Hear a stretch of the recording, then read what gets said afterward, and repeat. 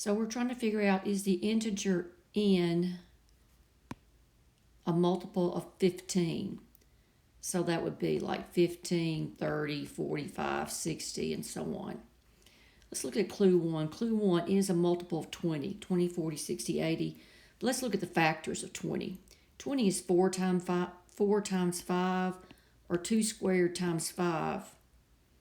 So that's not, 20, 40, 60. Yeah, 60 is a multiple of 15, but the other ones aren't. So clue 1 doesn't work independently. N plus 6 is a multiple of 20. Is that right? Let me look at your email. I don't think that's right. Hold on.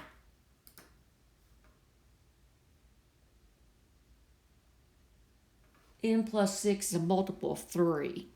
Hold on.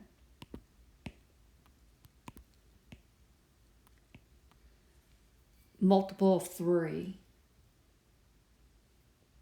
Well, multiple of 3, 3, 6, 9. But if you look at the factors of, if it's a multiple of 3, the factor 3 would go into it. But that necessarily is not going to be a multiple of 15. So clue 2 does not work independently. So what you do now is you put clue 1 and clue 2 together.